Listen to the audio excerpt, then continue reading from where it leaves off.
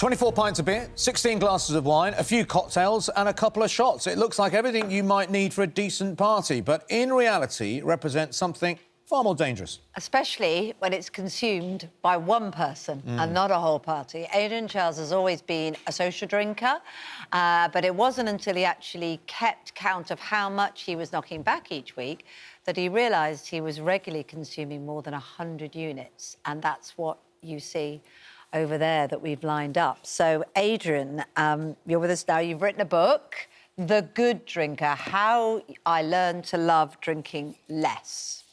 So, you haven't given up.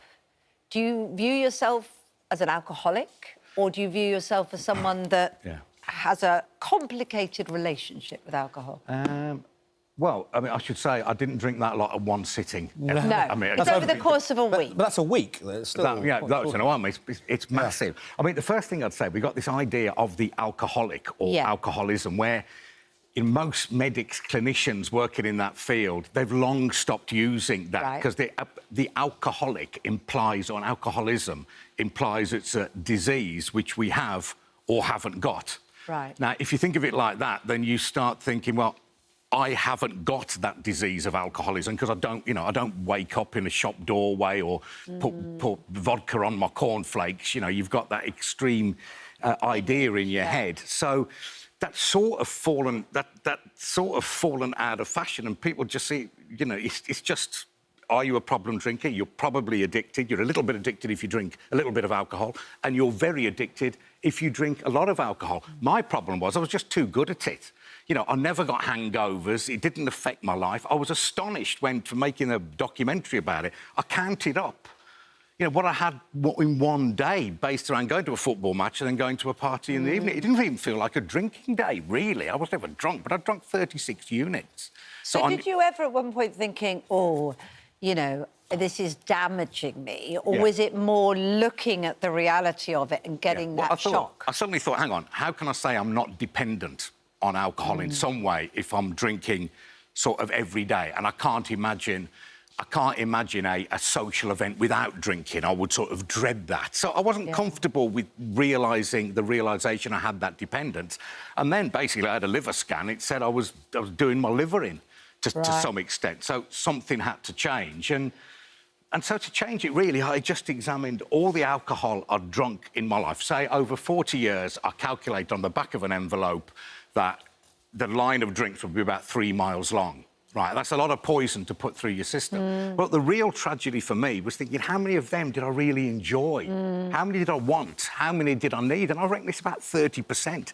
It's certainly less than half. So I've just taken away the ones I didn't want, need or enjoy, and I'm left with the rest. So how do you do that, though? Because a lot of people will, you know, that's the bit they struggle with a little bit. They might go to the pub, have a couple of drinks and go, oh, I'll just have one more, I'll just have another one. Oh, well, no harm done. And before you know it, you've had 4 or 5. So what goes through your head that you say, you know, no, that's it, I am done now, and the temptation goes away? Well, I mean, the temptation's always there, and if the crack's good, you're surrounded by friends and they're all drinking, you can get sucked into it from time to time. In which case, you know, I count my units religiously. I look the following morning, I think, OK, well, I'll forgive myself. You know, we sort of go again. You know, we try again. But, I mean, I came to the realisation that, you know, the first drink gives you a change of emotional state. You know, you feel good. You have that little fizzy feeling. That buzz, you know, OK, so you've got that bit of... So you get that nice feeling. The realisation I got is that every subsequent drink that you then have is a vain attempt, a fruitless attempt, actually, to recreate the feeling the first one gave you. You know, so you need to... So I was just mindful of that. And so once you get to the 5th, 6th, 7th drink, it's actually pointless. It's just creating problems, not enjoyment. Yeah. And you stuck to that. And how has that changed the way you feel? Well, I feel better. I sort of lost weight. You know, you know, I suffered from anxiety and depression, high blood pressure and sort of reflux stuff, and all those were related to drinking, or drinks cause a factor in all those 3. So all those 3 things have improved. You know, so... But the trouble with moderation, it's always a work in progress, right? It's never finished. You don't know when it starts. You know, you speak to somebody who's having the 3rd anniversary of their sobriety and having a celebration. Well, you can't have a first anniversary party of my moderation because you don't know where it starts. Right. You don't know where it finishes. And also, what do you drink at a moderation celebration party? You know, just have one drink and then all go home. You know, it doesn't... People think the only thing you can do is stop completely. That's your only option, where it's appropriate for some people, absolutely for sure. But, you know, don't be frightened and think that's the only solution. You can cut down. If I can do it, then anybody can.